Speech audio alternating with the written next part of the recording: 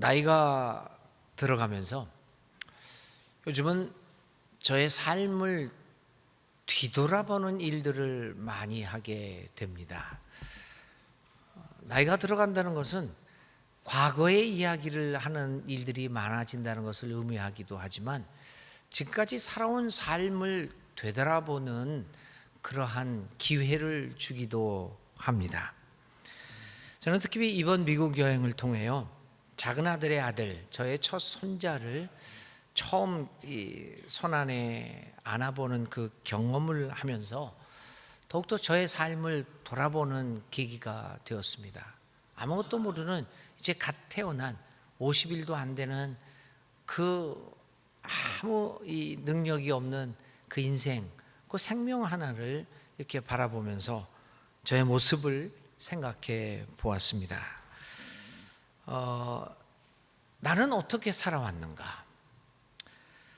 지금까지 나는 어떤 종류의 삶을 살아왔고 어떤 태도로 나의 삶을 유지해 왔는가라고 하는 것을 깊이 생각해 봅니다. 나이가 먹을수록, 그리고 이제 현직에서 떠날 날이 점점 다가오면서 그린 많은 세월이 남지 않은 가운데서 점점 이제 뒤돌아 보게 됩니다. 여러분들은 어떤 삶을 살아오셨습니까?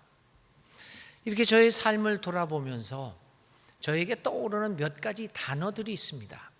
저의 삶을 규정지었고 저의 삶의 특색이 무엇이었는가를 생각해 볼 때 떠오르는 몇 가지 단어들이 있었습니다. 그런데 그 작은 생명을 이 가슴에 안는 정말 어떻게 보면 소소한 개인적인 행복을 누리면서 그 아이를 바라보면서 저희 머릿속에 떠오르는 단어가 하나 있었습니다. 강하게 떠오르는 단어였습니다. 투쟁이라는 단어였습니다. 아무런 힘이 없는 그 아이를 안고 있으면서 제 인생을 돌아보면서 내가 이렇게 살아왔구나. 치열함과 투쟁, 그것이 나의 삶의 특색이었구나. 무언가를 잡기 위해서 그렇게 투쟁하고 그렇게 치열하게 살아왔구나. 과연 이 삶이 옳은 삶이었는가 라고 하는 것을 이 어린 생명을 가슴에 품으면서 생각했습니다. 저의 개인적인 삶에 있어서도 이 투쟁이라고 하는 단어는 굉장히 중요한 의미를 주었고요, 우리 사회도, 우리 대한민국도 계속해서 투쟁하는 삶을 살아왔습니다. 교회의 삶에 있어서도 우리는 줄곧 투쟁해 왔습니다. 무엇인가를 성취하기 위하여 개인적으로, 대한민국 사회적으로, 또 교회적으로 끝없이 앞만 보고 달려왔다는 것을 숨길 수 없는 제 모습을 거기서 발견합니다. 성취하기 위하여, 그리고 목표를 달성하기 위하여 어떤 경우에는 무리한 일도 서슴지 않았고, 또 어떤 때는 개인의 희생, 조그마한 행복, 사소한 이러한 이 일상의 행복들도 아낌없이 버리고 희생을, 조그마한 것들의 희생은 마다하지 않았다는 것을 저의 삶을 되돌아 보았습니다. 그런 과정에서 나의 삶의 모습과 믿음의 모습은 많은 면에서 왜곡되었고 굴절되어져 왔음을 보게 됩니다.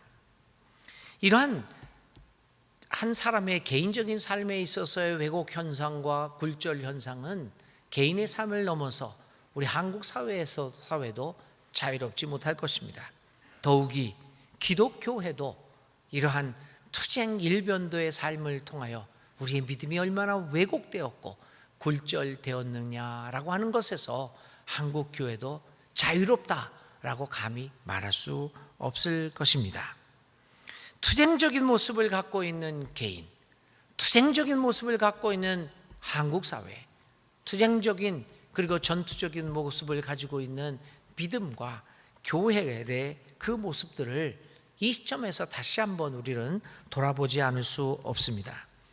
사실 믿음이 우리를 전투적으로 모습으로 바꾸어가고 세상을 지배하는 욕심을 대변하는 것이 아니라 오히려 무리하지 않고 세상을 섬기도록 만드는 것이 되어야 하지 않겠느냐라는 생각을 가지고 우리 교회 2020년도 목표인 예수 살기를 생각해 보려고 합니다. 한국교회에서 가장 중요하고 핵심적인 역으로 여기고 있는 과제가 있다고 한다면 그것은 교회 성장일 것입니다. 교회 성장은 모든 활동과 사역에 집중하게 만듭니다.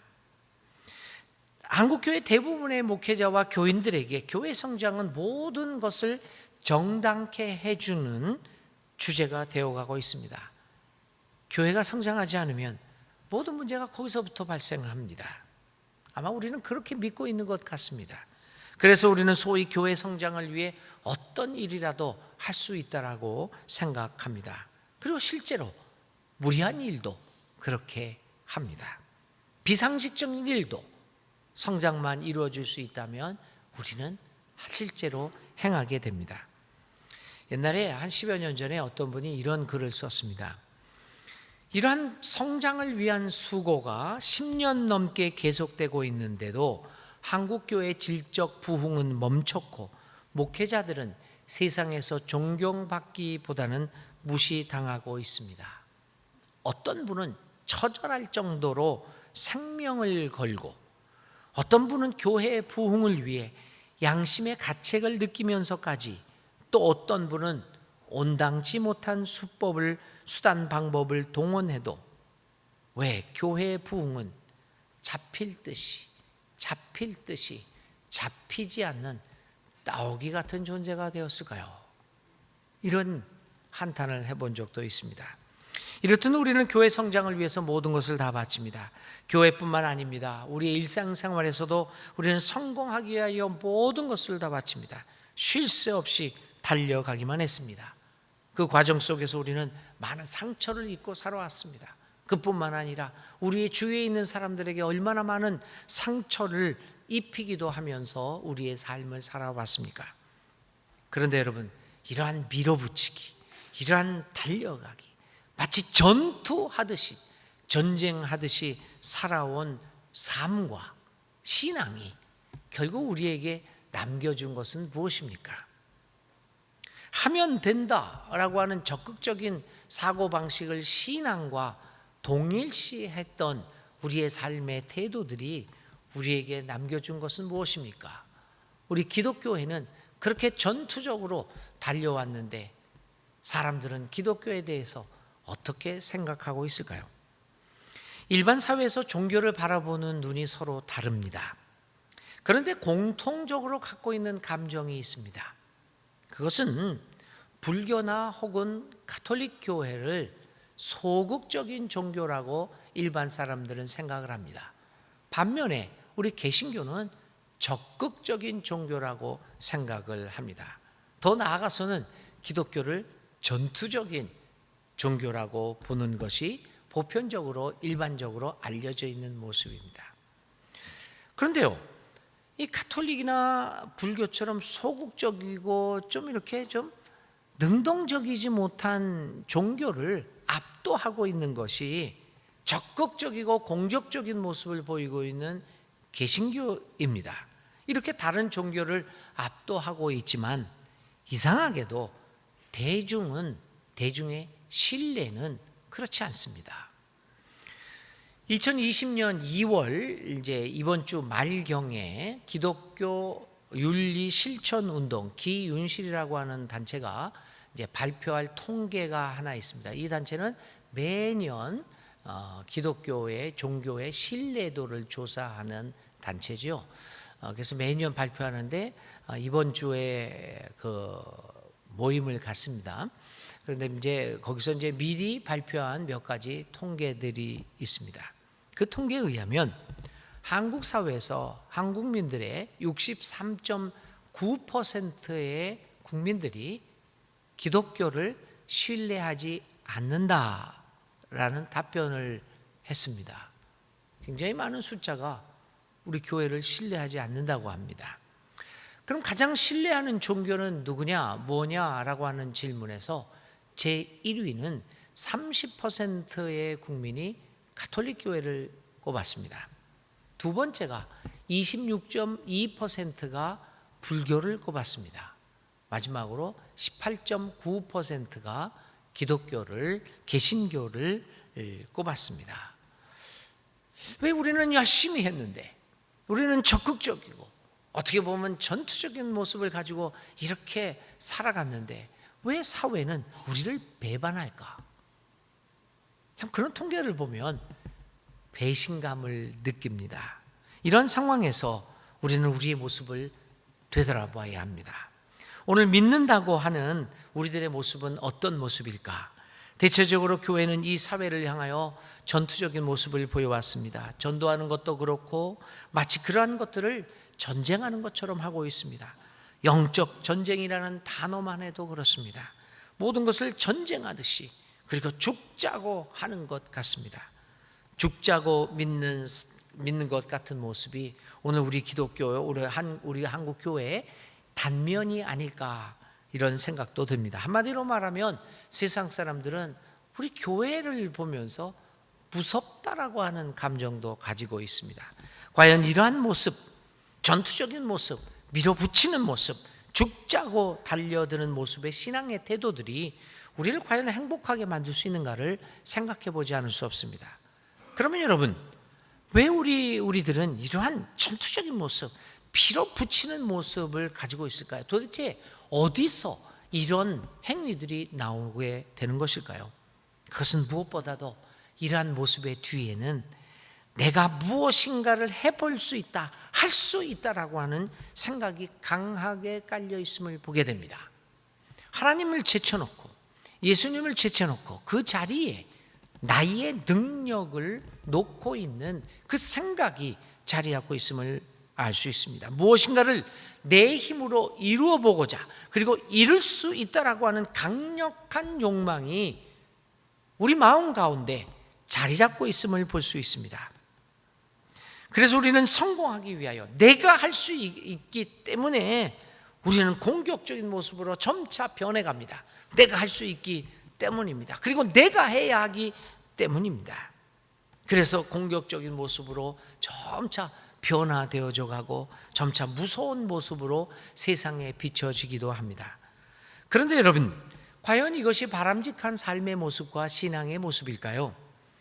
우리는 이러한 삶과 신앙의 모습들을 반성해 보면서 어떤 삶과 어떤 신앙의 태도가 우리를 행복하게 만들어주고 세상 사람들로 하여금 우리를 신뢰할 수 있게, 무섭게 바라보지 말고 정답게 바라보고 우리를 신뢰할 수 있도록 만들 수 있는가를 성경적으로 깊게 성찰해 보아야 합니다. 그리고 오늘 2020년도 우리의 목회 주제인 예수 살기와는 오늘 성경의 본문과는 어떤 관계가 있는가를 살펴보아야 합니다. 우리가 예수 살기를 한다고 목회 주제를 내놓았습니다. 그것뿐만 아니라 2017년도에 예수 닮기, 그 다음에 예수 닮기, 예수 따르기, 예수 살기, 이렇게 계속해서 목회 주제가 나오고 내년에도 어떤 목회 주제가 나올 겁니다. 그걸 이루기 위하여, 이 예수 살기라고 하는 목회 주제를 이루기 위하여 우리는 또 죽자고 덤빌 겁니까? 깊이 한번 생각해 보아야 합니다. 우리는 이런 목회 주제를 어떤 식으로 이룩해 나갈 수 있을까요? 그래서 저는 예수 살기의 실행과 연결하여 오늘의 본문의 주인공인 요셉의 일생을 살펴보면서, 요셉의 인생관을 살펴보면서 예수 살기의 의미를 생각해 보려고 합니다. 오늘 성서의 본문은 요셉이라고 하는 사람의 일생의 마지막 부분을 다루고 있습니다. 요셉은 창세기에서 가장 많은 부분을 할애받는 아주 중요한 인물입니다. 오늘 본문은 이제 요셉이 거의 인생의 말기에 와서 형들을 다시 제외한 사건을 다루고 있습니다. 요셉은 이제 형들을 제외했습니다. 이 요셉이 자신의 형들을 향해 하는 말들을 통하여 그는 자신의 인생관을 요약하여 말하고 있습니다. 세 번역으로 다시 한번 읽겠습니다. 하나님이 나를 형님들보다 앞서서 보내신 것은 하나님이 크나큰 구원을 베푸셔서 형님들의 목숨을 지켜주시려는 것이고 또 형님들의 자손을 이 세상에 살아남게 하시려는 것입니다. 그러므로 실제로 나를 이리로 보낸 것은 형님들이 아니라 하나님이십니다. 이 일을 한 것은 내가 아니라 하나님이십니다. 형님들이 아니라 하나님이십니다. 하나님이 나를 이리로 보내셔서 바로의 아버지가 되게 하시고 바로의 온 집안의 최고의 어른이 되게 하시고 이집트 온 땅의 통치자로 세우신 것입니다. 형님들이 한 것이 아니라 하나님이 하신 것입니다. 요셉은 구약에서 예수님을 상징적으로 대변해 주는 인물이라는 평가를 받습니다. 요셉은 예수님의 구약적 모델이다라고 하는 평가도 받습니다.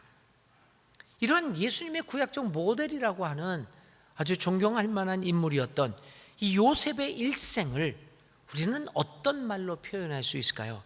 저는 감히 이 요셉의 일생을 흐르는 물처럼 살았던 사람이다, 이렇게 표현하고자 합니다. 그는 어려운 환경 속에서도 몸부림치지 않았습니다. 투쟁하지 않았습니다. 인생의 고난이 당했을 때 그냥 그 고난들을 묵묵히 흐르는 물처럼 받아들였습니다. 그에게 있어 발버둥 치는 모습을 우리는 발견할 수 없습니다. 오히려 그는 흐르는 물처럼 삶의 굴곡에 몸을 맡기고 그렇게 흘러가는 삶을 살았습니다. 그가 보디발의 아내의 유혹을 이깁니다. 그런데 오히려 모함에 빠져 감옥에 갇힙니다. 얼마나 억울합니까? 그러나 그는 거기에 대해서 하나도 반항하지 않습니다. 몸부림을 치지 않습니다. 소리를 높이지 않습니다. 로비를 해서 자기의 억울함을 하소연하려고 하지도 않습니다. 그는 그냥 그 삶의 굴곡에 몸을 맡깁니다. 마치 물이 골짜기를 만났을 때 골짜기를 거부하지 않고 그냥 골짜기에 흘러 들어가는 것처럼 말입니다. 우리는 요셉의 삶의 어떤 부분에서도 투쟁적이거나 전투적인 모습을 찾아볼 수 없습니다. 그는 물처럼 흘러가는 삶을 살았습니다. 물처럼 흐르는 삶이야말로 요셉의 삶을 요약해 놓은 말이 아니겠습니까? 그러나 그러한 삶이 고난과 굴곡이 없는 삶을 의미하지는 않습니다. 그는 많은 삶의 굴곡을 겪었던 사람입니다. 아마 그처럼 파란만장한 삶을 살아갔던 인물을 구약에서 우리는 찾아볼 수 없을 정도입니다. 그럼에도 불구하고 그는 편안하게 그러한 고난의 시기들과 삶의 위기의 순간들을 극복해 나갔습니다. 그가 이처럼 흐르는 물 같은 인생을 살아갈 수 있었던 것은 어떤 연유였겠습니까? 오늘 우리가 전투적이고 공격적인 모습으로 살아가고 있는 그 행위의 배경의 뒤에는 나라고 하는, 내가 할 수 있다, 내가 해야 된다 라고 하는 생각이 자리 잡고 있었듯이 물처럼 흘러가는 인생을 살았던 요셉의 행위 뒤에도 어떤 생각이 하나 자리 잡고 있습니다. 그것은 역사를 섭리하시는 하나님에 대한 철저한 신뢰였습니다. 형님들이 아니라 하나님이 하신 것입니다 라고 하는 하나님의 역사에 대한 철저한 믿음이었습니다. 오늘 우리의 삶의 모습은 어떻습니까? 우리의 신앙의 모습은 어떻습니까? 무엇인가를 얻기 위하여 악착같이 덤비고 추구하고 전투적인 모습으로 살아가고 있는 것은 아닙니까? 미친 듯이 앞만 보고 모든 것을 잊어버리고 그저 전쟁처럼 살아가고 있는 것은 아닙니까? 삶을 너무 전투적인 것으로 보거나 신앙을 전쟁으로 보는 사람들에게는 여유를 찾아볼 수 없습니다. 이런 시각을 가진 사람들에게는 늘 긴장감이 감돕니다. 그 긴장감 속에서 경계심을 풀지 않고 살아갑니다. 그런 사람들에게 어찌 삶의 여유와 평안과 평화와 행복을 말할 수 있겠습니까? 요셉이 이렇게 여유 있는 삶을 고난 속에서도 살아갈 수 있었던 것은 그의 전투적인 삶의 태도에서 비롯된 것이 아닙니다. 하나님의 섭리에 자신의 삶을 온전히 맡긴 채 하나님의 물결에 따라서 물처럼 흐르는 삶을 살아가기 같기 때문입니다. 물론 그가 처음부터 이런 모습은 아니었습니다. 그는 어렸을 때, 보다 젊었을 때 우리들처럼 매우 공격적이고 전투적인 생각을 가진 사람이었습니다. 어느 날 그가 꿈을 꿉니다. 자기는 12형제 중에서 11번째입니다. 그런데 낮은 자리에 있었습니다. 근데 꿈을 보니까 자기 위에 있는 형제들이 다 자기에게 무릎을 꿇습니다.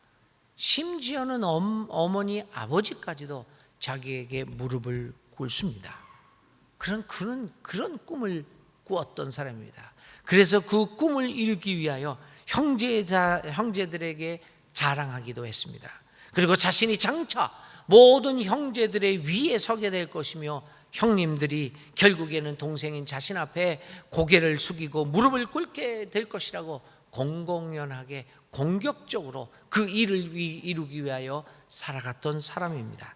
그는 아버지의 총애를 받으면서 자라왔습니다. 그래서 채색 옷을 입고 드러내면서 나는 이런 사람이다 라는 것을 드러내면서 형제들 앞에 아나무인격으로 군림하면서 살아갔던 매우 공격적인 사람이었습니다. 그는 자신의 꿈을 이루기 위하여 이렇게 도발적으로 살아갔습니다. 그의 이러한 공격적이고 도발적인 삶의 태도는 형들로부터 시기를 받게 만들었고 결국 그것으로 인하여 요셉의 삶은 파멸로 치닫게 됩니다. 이런 것을 보면 요셉은 처음부터 물 흐르는 것 같은 삶을 살았던 사람은 아닙니다. 그가 물 흐름이라고 하는 인생의 진리를 깨달은 것은 수많은 인생의 고난의 길에서였습니다. 그는 설명할 수 없는, 이유를 알 수 없는 고난을 통하여 그 고난이 전하고 있는 삶의 메시지를 들었던 것입니다. 그 삶의 진리를 깨달았습니다. 고난이 이야기해주는, 인생이 가르쳐 주려고 하는 여러 가지 교훈들을 그는 들을 수 있었고 그 교훈을 배울 수 있었습니다. 그가 배운 것은 무엇일까요? 한 가지입니다. 사람이 자신의 힘으로 할 수 있는 일이 그리 많지 않다는 사실입니다. 그런데 그걸 우리는 깨닫지 못하고 있는 겁니다. 요셉은 삶의 고난의 삶의 위기를 통하여 할 수 있는 일이 그리 많지 않다는 사실을 깨달았습니다. 사실 우리의 삶을 돌아보면서 저 같은 경우에도 투쟁이라고 하는 단어 속에서 무언가를 이룩해 보려고 했지만 뒤돌아보면 과연 내가 할 수 있는 일이 얼마나 많았을까? 사람들은 이런 얘기를 하죠. 내 마음대로 안 되는 일이 두 가지가 있다. 이런 뭐가 있습니까, 여러분들한테는? 첫째, 자식 내 마음대로 되지 않습니다. 두 번째 안 되는 것, 골프. 와이프가 안 된다. 와이프가 안 된다. 네, 다음에는 제가 한 가지 더 첨가하겠습니다. 네, 이 자식 마음대로 안 됩니다. 두 번째는 안 되는 게 골프라고들 얘기를 합니다. 그런데 사랑하는 교우 여러분, 인생에 내 마음대로 안 되는 것, 내 자식과 골프뿐이겠습니까? 내 마음대로 할 수 있는 일이 얼마나 많습니까? 별로 없다는, 거의 없다는 사실을 깨닫게 됩니다. 요셉이 그거를 깨달은 겁니다. 그 이후 그의 삶은 급격하게 달라집니다. 그는 이제 더 이상 무엇인가를 하려고 하지 않습니다. 그는 하나님께 맡깁니다. 그의 이러한 인생관을 여지없이 소개하고 있는 것이 오늘 읽은 본문에 기록된 요셉의 고백입니다. 실제로 나를 이리로 보낸 것은 형님들이 아니라 하나님이십니다. 하나님이 나를 이리로 보내셨습니다. 아시아에는 좋은 지혜의 스승들이 많이 있습니다. 그런데도 우리는 유럽의 것을 지나치게 숭상하다 보니까 아시아에서 나오는 여러 가지 삶의 지혜들은 조금 수준이 떨어지는 것 같기도 하고, 그래서 소홀히 하고 외면하는 경향들을 우리들이 많이 보이고 있습니다. 기독교 신앙도 그래서 아시아의 삶의 철학과 지혜가 아니라 서양의 유럽의 철학과 지혜를 통하여 성경을 해석하고 신학을 형성해 왔습니다. 하나님이 꼭 유럽에만 지혜를 주신 것처럼 말입니다. 그래서 우리 기독교 신학이요, 이 철학에 많이 의존을 하고 있는데, 이게 철학과 대화를 많이 나누고 있는데, 특별히 두 개의 철학, 우리 개신교에서는 플라톤 철학을 굉장히 많이 의지합니다. 가톨릭 신학에서는 아리스토텔레스 철학과 굉장히 관련이 많습니다. 물론 최근에 많은 현대 철학도 이 신학을 형성하고 성경을 해석하는 데 많은 도움을 주고 있기는 하지만, 그 저변에는 이 플라톤 철학과 개신교, 가톨릭에서는 아리스토텔레스 철학이 자리 잡고 있습니다. 그런데 어느 부분에서도 아시아의 철학과 아시아의 지혜는 반영이 되지 않고 있습니다. 그렇기 때문에 여러분, 하나님은 오랜 역사와 전통을 가지고 있는 우리 아시아 민족들에게 매우 풍요로운 지혜와 은총을 베풀어 주셨지 않습니까? 그렇기 때문에 유럽 철학 일변도에서 벗어나서 아시아의 오랜 전통의 지혜를 배워서 거기서부터 출발해서 성경을 해석하는 것은 우리로 하여금 우리의 기독교 신앙을 보다 폭넓고 깊이 있고 풍요롭게 만들어줄 것입니다. 그래서 성경을 더 잘 이해하는 데 도움을 줄 수 있는 아시아의 지혜가 여러 가지 있는데, 저는 개인적으로 도덕경이라고 하는 아시아의 지혜에 많은 도움을 받습니다. 도덕경은 한자 한 5,000자로 이루어져 있고 81장으로 이루어진 그리 큰 책은 아닙니다. 그 도덕경 8장은 이런 말로 시작합니다. 상선 약수, 윗상자 착할선, 약 뭐뭐과 같다, 수 물수자. 그래서 상선, 가장 좋은 선, 좋은 것은 약수, 물과 같다. 가장 좋은 것은 흐르는 물과 같다라고 이야기를 합니다. 진리를 깨닫고 살아가는 사람은 이처럼 마치 물과 같은 사람이다. 물처럼 흘러가는 사람, 그 사람은 진리를 깨달은 사람이다 라고 하는 것입니다. 예수 살기는 교우 여러분, 이 같은 삶을 의미합니다. 물처럼 흐르는 것 없이, 물처럼 흐르는 삶의 태도를 배우는 것 없이 예수 살기는 이루어지지 못합니다. 왜냐하면 우리가 그렇게 닮아가고, 그렇게 우리의 삶에 담아내고 싶고, 그렇게 우리가 따르고 그분의 삶을 살기를 원하는 그 예수님이 물처럼 흐르는 삶을 살았기 때문입니다.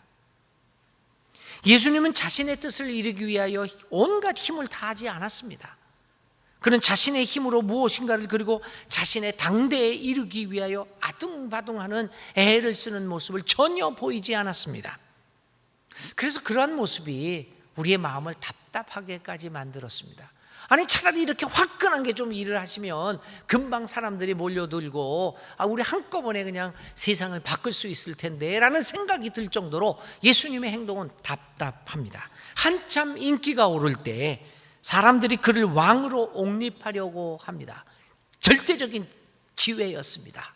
왕이 되면 이제 우리는 그 왕이 된 예수님을 중심으로 해서 모든 좋은 일들을, 많은 일들을 할 수 있을 것입니다.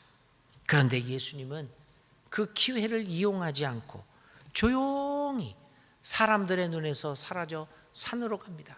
그리고 기도합니다. 가슴을 칠 정도로 답답합니다. 왜 안 하시는 것일까? 예수님의 삶을 여러 가지 상징으로 표현할 수 있겠지만 물이라는 상징만큼 그분의 삶을 잘 나타낼 수 있는 것은 드뭅니다. 예수님의 삶은 흐르는 물이었습니다. 예수님이 그러한 삶을 살아갈 수 있었던 것은 무엇보다도 하나님의 역사 섭리에 대한 철저한 확신이 있었기 때문입니다.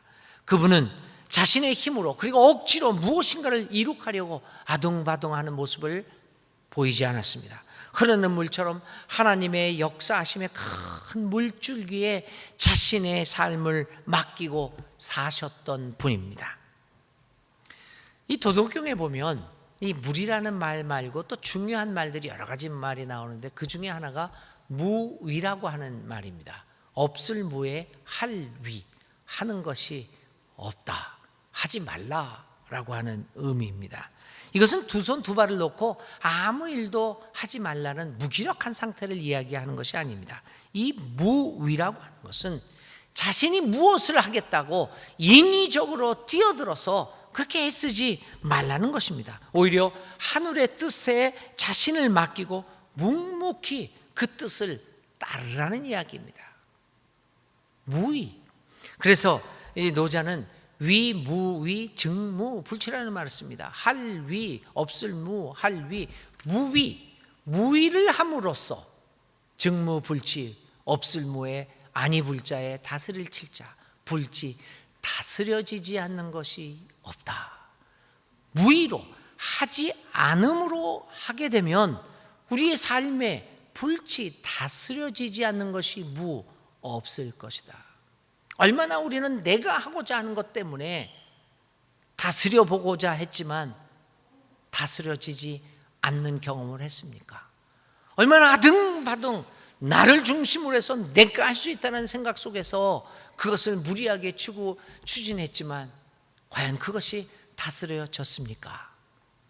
무위, 하나님께 일을 맡기고 하나님의 뜻에 우리의 삶을 맡기는 것으로 위하게 될 때 불치, 다스려지지 않는 것이 없는 경험을 하게 되는 것이 아니겠습니까?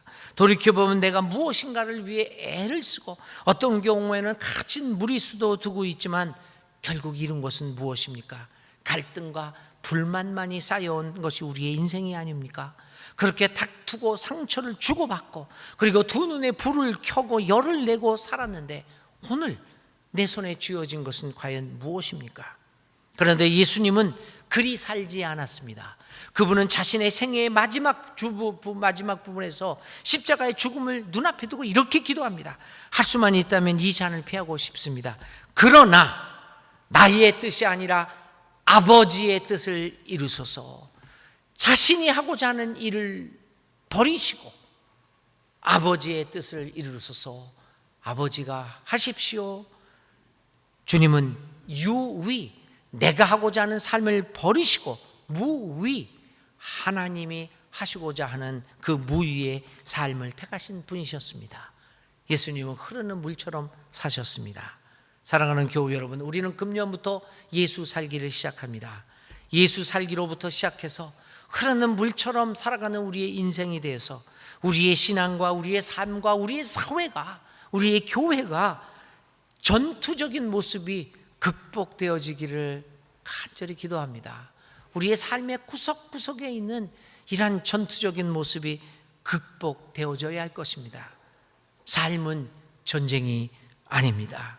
삶은 투쟁이 아닙니다. 오직 흐르는 물처럼 그렇게 하나님을 신뢰하면서 살아가게 될 때 흠이 없는 행복한 삶이 우리에게 이루어질 것입니다. 여러분, 예수 살기는 이렇게 시작합니다. 흐르는 물처럼 시작합니다. 그러할 때 흐르는 물처럼 하나님의 은혜와 사랑의 복이 우리들의 삶에 흘러 넘치게 되기를 주님의 이름으로 기원드립니다. 흐르는 예수 살기를 하면서 우리의 신앙과 우리의 삶과 우리의 사회, 우리의 교회가 흐르는 물 같은 모습을 상상해 봅니다. 투쟁하는 것이 아니라 주님의 뜻 가운데서 흘러가면서 예수님의 마음으로 세상을 가득 채우는 물과 같은 교회, 신앙, 우리의 사회, 우리의 삶의 모습을 생각해 봅니다. 물 흐르듯이 흐르는 믿음과 삶이야말로 우리의 삶을 진정으로 행복하게 해줄 것입니다. 상선약수, 가장 좋은 것은 흐르는 물과 같습니다. 이제 마지막으로 시 한 편을 오늘 설교와 이 상선약수와 관련된 시를 하나 소개함으로써 오늘의 말씀을 마치겠습니다. 흐르는 것이 물뿐이랴. 우주의 새벽 열릴 때 어둠과 혼돈 뚫고 흘러나온 물줄기, 자신을 앞세우지 않고 낮은 곳으로 흐르며 한 모금 한 웅큼 나누는 생명. 길이 굽어지거나 좁아지면 휘어지고 바위를 만나더라도 꺾여갈 뿐 다투지 않는다. 여러 갈래에서 만나 서로 보듬어 맑아져 묵묵히 흐르는 들숨 날숨의 삶. 두 손 가득 떠보려 해도 잡히지 않는 바람. 물속 깊이 손을 담가야만 차올라 일렁거리다. 어디 흐르는 것이 물뿐이랴. 하나님 물결에 맞춰 우리도 흘러야 할 것을, 하나님의 물결에 맞춰 흘러가는 우리의 삶을 이루어질 수 있기를 간절히 축원드립니다.